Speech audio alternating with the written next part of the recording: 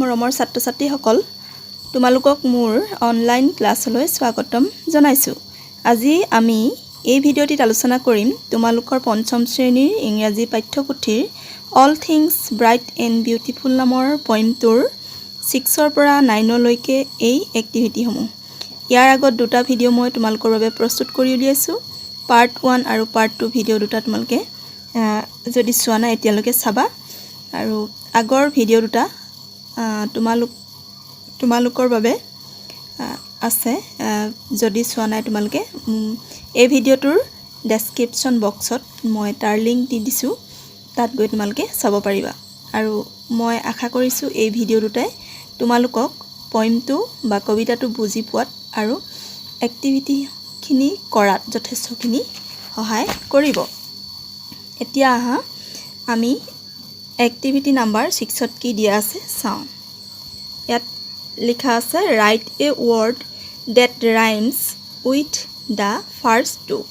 তোমালোকে ইয়াত দেখিছা প্ৰথমতে দুটাকৈ শব্দ লিখা আছে আৰু কি কৈছে প্ৰথমতে যিকেইটা শব্দ লিখা আছে তাৰ লগত ৰাইমিং ৱৰ্ড লিখিবলৈ কৈছে আমাক।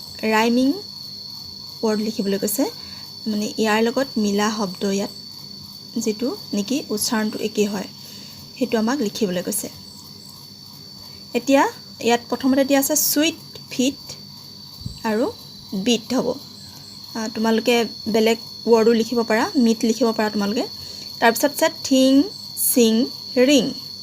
তাৰ পিছত মুড ফুড ইয়াত গুড লিখি দিছো মই, তোমালোকে বেলেগ শব্দ ইউজ কৰিব পাৰা। ইয়াত দিছে ওল্ড কোল্ড। ওল্ড আৰু কোল্ডৰ ৰাইমিং ৱৰ্ড হ'ব গোল্ড। এতিয়া আহা এক্টিভিটি নাম্বাৰ 7 লৈ। ছাত্ৰ-ছাত্ৰীসকল তোমালোকে নিশ্চয় এইটো বুজি পাইছা বুলি মই ভাবিছো আৰু যদি বুজি নাই পোৱা তেতিয়া মোক কমেন্ট সেকশনত কমেন্ট কৰি জনাবা আৰু মই তোমালোকক বুজাবলৈ চেষ্টা কৰিম। Read the following. Activity number 7ত দিয়া আছে ৰিড দ্য ফলোইং। তলত দিয়াবোৰ পঢ়া। তলতনো কি দিছে আমি চাওঁচোন। Little drops of water. তোমালোকে এইফালে দেখিছা এটা দুটা তিনিটা চাৰিটা পানী টোপাল আছে। লিটল ড্ৰপছ অফ ৱাটাৰ বুলি কৈছে। এই পানী টোপালকেইটা সৰু সৰু পানী টোপালবোৰ বুলি কৈছে। Tiny drops of water. আকৌ কৈছে পানীৰ সৰু টোপালবোৰ। Small drops of water. পানীৰ সৰু টোপালবোৰ। এই তিনিটা শব্দই একেটা অৰ্থ প্ৰকাশ কৰিছে। এতিয়া the word little tiny small have the same meaning in these sentences। তোমালোকক কৈছে এই বাক্যকেইটিত থকা প্ৰথমতে আছে লিটল, তাৰ পিছত আছে টাইনি, স্মল। এইটো এটা বাক্য, এটা বাক্য। এইকেইটা হ'ল তিনিটা ইয়াত বাক্য আছে, সেন্টেন্সেস আছে আৰু ইয়াত লিটল টাইনি স্মল এই তিনিটা শব্দই একেটা অৰ্থ প্ৰকাশ কৰিছে বা একে অৰ্থ গ্ৰহণ কৰিছে। ইয়াৰ অৰ্থ হ'ল সৰু। আৰু এবাৰ কি দিছে চোৱাচোন। Let's learn some more words that have the same or nearly the same meaning। ইয়াত কৈছে লেটছ লাৰ্ন শিকো আহা some more words আৰু বেছিকৈ শব্দ শিকো আহা বা আৰু কিছুমান শব্দ শিকো আহা বুলি কৈছে।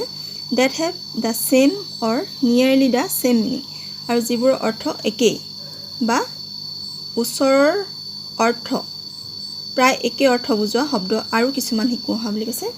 ইয়াত কি দিয়া আছে বিউটিফুল, গ্ৰেট, ৱাইজ, ওয়ান্ডাৰফুল। বিউটিফুল মানে ধুনীয়া, গ্ৰেট মানে ডাঙৰ, ৱাইজ মানে জ্ঞানী, ওয়ান্ডাৰফুল মানে বিস্ময়জনক। আৰু বিউটিফুলৰ নিচিনা দুটা একে শব্দ দিছে মানে একে অৰ্থ প্ৰকাশ কৰে যি দুটাই নেকি প্ৰিটি আৰু নাইস। বিউটিফুলে যিটো অৰ্থ প্ৰকাশ কৰিছে ধুনীয়া মানে প্ৰিটি আৰু নাইস মানেও আমি ধুনীয়া বুলি ক'ব পাৰোঁ। গ্ৰেট মানে ডাঙৰ। ইয়াত দিয়া আছে মিনিং লাৰ্জ আৰু বিগ। লাৰ্জ আৰু বিগ মানেও ডাঙৰ। ৱাইজ মানে জ্ঞানী। ইয়াত দিয়া আছে ক্লেভাৰ, ইণ্টেলিজেণ্ট। ক্লেভাৰ আৰু ইণ্টেলিজেণ্টে ৱাইজৰ দৰে বা জ্ঞানীৰ নিচিনা শব্দ অৰ্থ প্ৰকাশ কৰিছে। ৱণ্ডাৰফুল মানে বিস্ময়কৰ। লাভলি ডিলাইটফুল এই শব্দকেইটাইও প্ৰায় এই শব্দটোৰ নিচিনাকৈ একে অৰ্থ প্ৰকাশ কৰিছে। ছাত্ৰ ছাত্ৰীসকল এই শব্দসমূহক অসমীয়াত আমি সমাৰ্থক শব্দ বুলি ক'ব পাৰোঁ বা সমাৰ্থক শব্দ বুলি কওঁ আৰু ইয়াক ইংৰাজীত কয় চিননিম বা চিমিলাৰ ৱৰ্ড। তোমালোকে নিশ্চয় বুজি পাইছা। এইবাৰ আহা এক্টিভিটি নাম্বাৰ 8লৈ। 8ত কি দিয়া আছে? We can also' think of many new words from a given word such as sun. One is done for you. তোমালোকৰ কাৰণে ইয়াত এটা দিয়া আছে আৰু ইয়াত এনেকুৱা এটা শব্দ আছে, তোমালোকে দেখিছা এইটো ছান। ছান হৈছে এনেকুৱা এটা শব্দ, তোমালোকে ইয়াত দেখিছা ছানৰ এই ছান শব্দটোৰ কাষে কাষে আৰু কিছুমান শব্দ আছে আৰু সেই শব্দবোৰ আমি ছানৰ লগত লগ লগাই এটা এটা নতুন শব্দ পাওঁ আৰু সেই শব্দবোৰ আমি লিখিব লাগে ইয়াতে। তোমালোকক এটা উদাহৰণ হিচাপে দিয়া আছে তোমালোকৰ বাবে। ছান ইয়াত কি কি দিয়া আছে চোৱাচোন। বাৰ্ণ আছে, লাইট আছে, ছাইন, ডে, ফ্লাৱাৰ, ৰেজ। এতিয়া ছানৰ লগত যদি বাৰ্ণ যোগ কৰা হয়, এড কৰি ছানৰ লগত বাৰ্ণ যোগ কৰি যিটো আমি শব্দ পাম সেইটো হ'ব ছান বাৰ্ণ।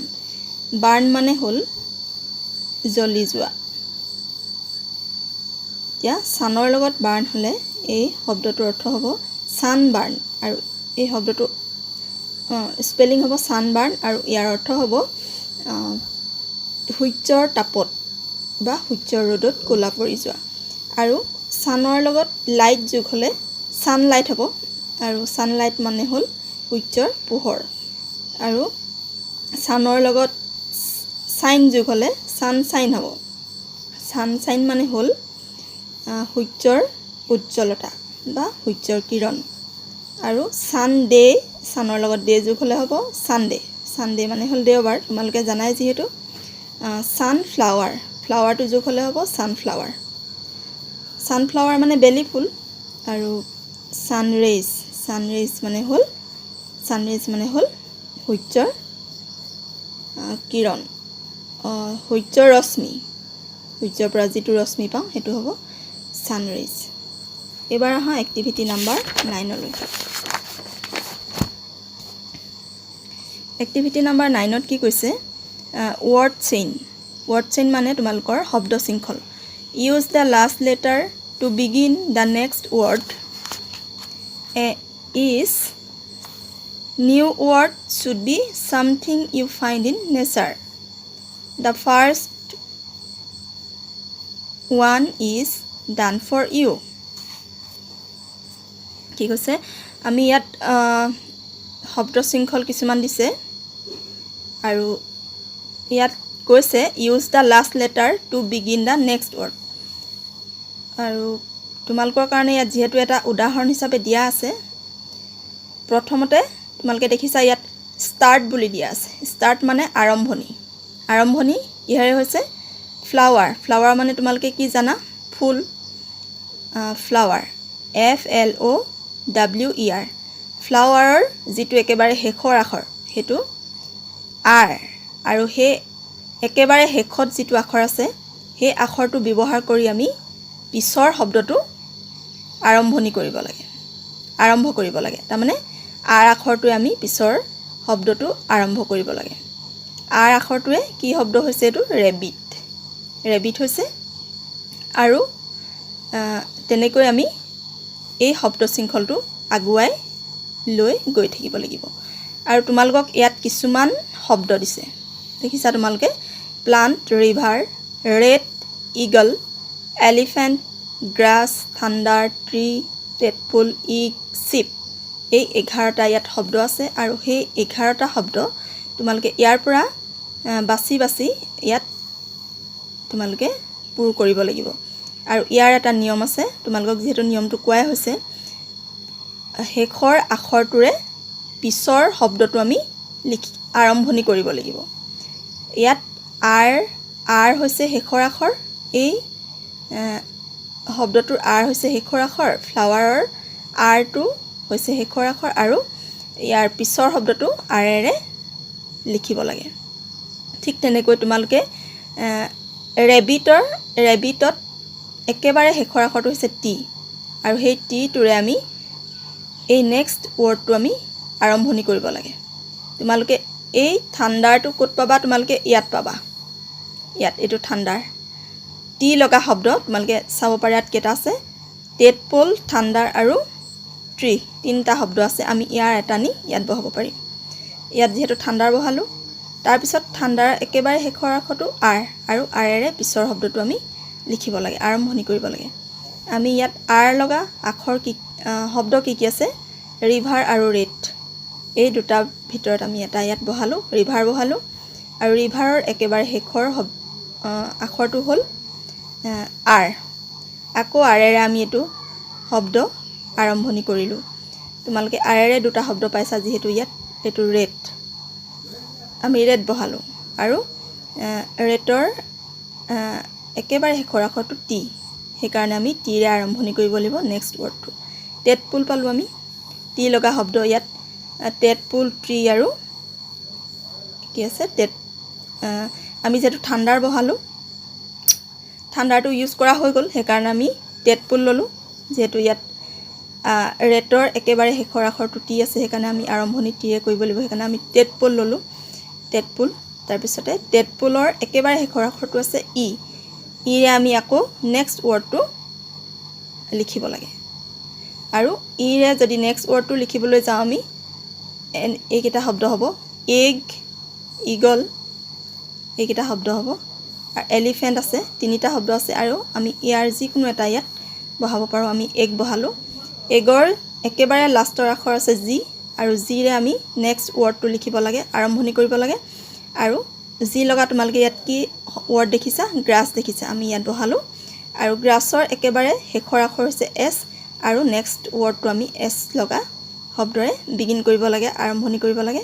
আৰু এছ লগা শব্দ তোমালোকে ইয়াত কি দেখিছা? চিপ দেখিছা, অকল চিপ আছে এছ লগা শব্দ, সেইকাৰণে আমি ইয়াত চিপ লিখিলোঁ। চিপৰ একেবাৰে শেষৰ আখৰ পি, পিৰে নেক্সট ৱৰ্ডটো আমি বিগিন কৰিলোঁ বা আৰম্ভণি কৰিলোঁ। তেতিয়া কি হ'ব? ইয়াত পি লগা প্ৰথমতে পি লগা আখৰ আছে প্লাণ্ট, প্লাণ্ট লিখিলোঁ। প্লাণ্টৰ একেবাৰে শেষৰ আখৰ টি, টিৰে পিছৰ নেক্সট শব্দটো আমি আৰম্ভণি কৰিলোঁ। ইয়াত টি লগা শব্দ তোমালোকে থাণ্ডাৰ, টেডপুল ইউজ কৰিলা যিহেতু, এতিয়া আছে ট্ৰি, ট্ৰিটো ইয়াত লিখিলোঁ।